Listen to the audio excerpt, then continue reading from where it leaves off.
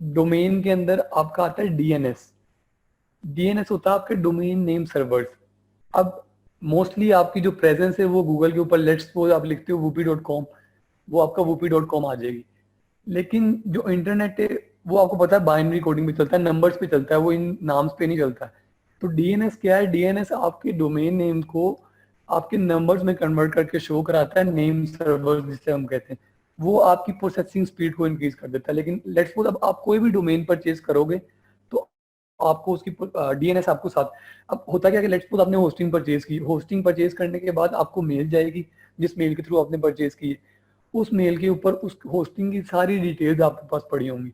Like उस hosting के name servers क्या होंगे, उस होस्टिंग के एफटीपी एसएस की जो पासवर्ड वगैरह, मैं सारे आपको बताऊंगा ये होता क्या, वो आपके पास होंगे ईच एंड एवरीथिंग। आपने उस मेल को बुक मार्क कर लेना कि वो मेल आपने डिलीट नहीं करनी, क्योंकि वो आपके काम आएगी। अब लेट्स सपोज मैंने होस्टिंग परचेज कर ली, मैंने डोमेन भी परचेज कर ली, मुझे मेल भी आ गई कि यार ये होस्टिंग है, इसकी ये सारी की सारी डिटेल्स है। अब बात आती है कि लेट्स सपोज आपके पास घर है और आप उसमें रह नहीं रहे हो, तो उसका क्या फायदा है कि मेरे पास बड़ा बड़ा घर पड़ा हुआ और मैं उसके अंदर रह नहीं रहा हूँ, या मेरे पास कंप्यूटर पड़ा, मैंने हार्ड डिस्क नहीं लगाई हुई उसके अंदर। तो इसी तरह मेरे पास डोमेन है, मेरे पास होस्टिंग है, लेकिन जब तक ये आपस में कनेक्ट नहीं है तो इसका कोई फायदा नहीं है। अब बात आती है कि कनेक्ट कैसे करना है। उसके अंदर दो ऑप्शन है कि मोस्टली जो मैं प्रेफर करता हूँ कि आप एक ही प्रोवाइडर से, like GoDaddy is a service provider के, या काइंड ऑफ शॉप है जिसके ऊपर आप जाकर डोमेन और होस्टिंग प्रोवाइड कर सकते हो। इसी तरह ये ब्लू होस्ट मैंने खोला हुआ, ये ब्लू होस्ट भी सर्विस प्रोवाइडर है। तो मोस्टली मैं क्या प्रेफर करता हूँ कि आप एक डोमेन से, एक ही प्रोवाइडर से डोमेन भी परचेज करो और होस्टिंग भी परचेज करो। उसका फायदा क्या होता है? उसका फायदा ये होता है कि यार मैं आपको एक एग्जांपल देता हूँ, इस्माइल भाई का शायद आपने नाम सुना हो, मुझे नहीं पता, लेकिन वो इस वक्त पाकिस्तान के दूसरे नंबर पे ब्लॉगिंग या पहले नंबर पे शायद आते हैं, मुझे एग्जैक्टली उनका नहीं पता। वो बता रहे थे अपने वेबिनार के अंदर के, कहते कि यार मुझे कोई तकरीबन कोई 2 साल बाद जाके पता लगा कि होस्टिंग को डोमेन से कनेक्ट कैसे करते हैं। मोस्टली ये चीज़ बड़ी गंदी, इवन मुझे भी अभी कहीं ना कहीं डाउट्स आते हैं। मैंने इसको बड़ा सीखने के बाद मुझे अब काफ़ी हद तक क्लियर हो गया कि इसका सिस्टम होता गया। अब जो मैं प्रेफर करता हूँ कि आप सेम प्रोवाइडर से डोमेन भी परचेज करो, होस्टिंग भी परचेज करो। अब सिर्फ मुझे 1 मिनट दो, मैं अपना दूसरा अकाउंट लॉगिन करता हूँ, मैं आपको वो दिखाता हूँ। यार जो लोग मैसेज कर रहे हैं कि वॉइस क्लियर नहीं है, मुझे बिल्कुल वॉइस क्लियर आ रही है उसामा की। अगर कोई भी इंट्रोडक्शन होती है ना ट्रेनर की तरह से, तो वो पहले वो हम तक पहुंचती है, ठीक है। वॉइस इज 100% क्लियर, स्क्रीन भी शेयर्ड है और लाउड है वॉइस, और रिकॉर्डिंग सबको मिलेगी जो सेशन के एंड तक करेंगे। ये कॉमन क्वेश्चन है, इसको बार बार रिपीट ना किया करें। 2 से 3 स्टूडेंट्स बार बार कर रहे हैं। अब अगर किसी ने ये सवाल रिपीट किया कि वॉइस क्लियर नहीं है, मैं आप लोगों के बिहाफ पे बैठा हूँ यहाँ पे इशू को रिजॉल्व करने के लिए, तो try to minimize the problem. Thank you. Sir आज तो हेडफोन लेके आया हूँ खास आपके लिए, आपने कहा था हेडफोन लाजमी लेके आना।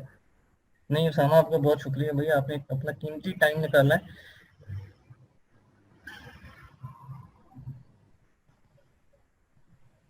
जी, जिनके सवाल हैं काइंडली अब वो जरा क्विक अपने क्वेश्चंस को रेज कर सकते हैं, पेमेंट्स के हवाले से, डोमेन एंड होस्टिंग की बाइंग के हवाले से, या कुछ और आप लोगों ने कोई बेसिक लेवल का अभी तक जो समझाया उसके ऊपर कोई इशू आ रहा है तो वो अभी आप पूछ सकते हैं।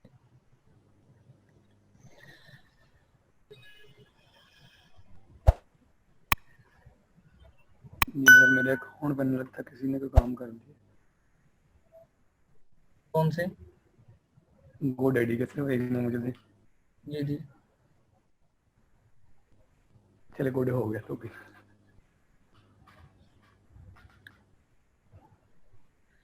उसामा, एक बात याद रखना है कि उस्ताद ने एक ही बात सिखाई है हमें कि सारे काम कर लेने, टेंशन नहीं लेनी, ठीक है। हाँ जी सर, ये बात भी सही है। अच्छा यार, ये मेरा दूसरा अकाउंट है, इसके ऊपर मैंने offerscraze.com परचेज की थी। ये फ्री डोमेन थी इस होस्टिंग के साथ। अब ये कौन सा पैकेज है मैंने आपको अभी दिखाया था पहले कि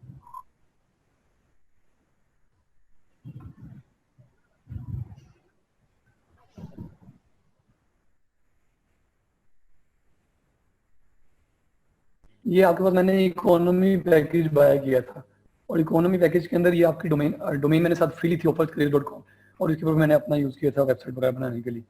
अब बात आती है कि लेट्स सपोज अगर आप एक सर्वर से बाय करते हो ना, आप एक एक प्रोवाइडर से बाय करते हो, GoDaddy से आपने परचेज किया, तो आपके पास डोमेन आ गई, आपके पास होस्टिंग आ गई। आपने सिंपली, अभी मेरे पास यार मेरा कार्ड काम नहीं कर रहा, नहीं तो मैं आपको परचेज करके दिखा देता, मेरा कार्ड जरा ब्लॉक हुआ हुआ। तो आपके पास इस तरह सेम जिस तरह भी आपके सामने स्क्रीन है, इस तरह दो ऑप्शन आ जाएगी, ऊपर आपकी डोमेन्स आ जाएंगी, नीचे होस्टिंग आ जाएगी। जितनी डोमेन्स परचेज करते जाओगे इधर डोमेन्स के नीचे लिस्ट इंक्रीज होती जाएगी, होस्टिंग परचेज करते जाओगे वो भी इंक्रीज होती जाएगी। अब इनके अंदर फर्क क्या है कि अगर आप लेट्स सपोज ड्यूलेक्स परचेज कर लेते हो तो उसके अंदर आप अनलिमिटेड वेबसाइट्स बना सकते हो। लाइक आप क्या करोगे, आपने होस्टिंग परचेज कर ली ड्यूलेक्स में, उसके बाद आप जितनी मर्जी डोमेन अटैच करो, उनके ऊपर वर्डप्रेस इंस्टॉल करके अपनी वेबसाइट्स बनाओ। लेकिन इकोनॉमी इस लिहाज से ठीक नहीं है कि यार अब मेरे पास वो दूसरी डोमेन पड़ी है whoopee.com, लेकिन मेरे पास तो उसकी होस्टिंग नहीं है, अब मैं उसके लिए मुझे अलग से होस्टिंग परचेज करनी पड़ेगी। तो लेट्स सपोज अगर आपको कोई बड़ा बिजनेस है, मैं कहता हूँ बिजनेस कंसल्टेंसी कंपनी ले लेते हैं, अब वो लेट्स सपोज हमारी पाकिस्तान में भी है, ऑस्ट्रेलिया में भी है, यूएस में भी है, हर जगह है।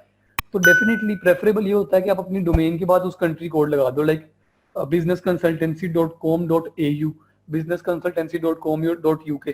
तो फिर आपको डिफरेंट डोमेन्स चाहिए होती है। अब इस तरह तो होगा नहीं कि यार मैंने इतनी डोमेन्स परचेज की, साथ में हर बार होस्टिंग भी परचेज कर रहा हूँ, वो काम ठीक नहीं है। आपने क्या करना है कि आप अगर लेट्स सपोज इस तरह कोई बड़ा बिजनेस लॉन्च करना है तो फिर आप ये ड्यूलेक्स पैकेज परचेज कर लो। ड्यूलेक्स के अंदर आपके पास एक ही होस्टिंग है, उसके अंदर आप मल्टीपल वेबसाइट्स होस्ट करवाओ। लेकिन अभी हमारे पास इकोनॉमी है, अगर आपने प्रैक्टिस के लिए स्टार्टअप करना है तो फिर डेफिनेटली इकोनॉमी मस्ट बेटर। तो डोमेन्स आ गई, होस्टिंग आ गई, अब इनको कनेक्ट कैसे करना है। अगर आपका सेम सर्वर पर है, सेम सर्वर पे, तो अभी मैंने आपको बताया कि मैंने की हुई है, तो इधर आपके पास एक ऑप्शन आ रही होती है कनेक्ट की। आपने सिंपल उस पर क्लिक करना है और वो आपको ऑप्शन दे देगा, भाई ये सारी डोमेन्स हैं, आप मुझे बता दो कि मैंने कौन सी। आप उसके अंदर से अपनी डोमेन सेलेक्ट करो और कंटिन्यू कर दो, आपकी डोमेन और होस्टिंग कनेक्ट हो जाएगी। मेरे ख्याल से इतना सिंपल, इसके अंदर क्वेश्चन की जरूरत नहीं है। अगर कोई अभी तक कंफ्यूजन है आप साथ साथ पूछते जाए। जी उसामा, चैट बॉक्स देख लीजिएगा।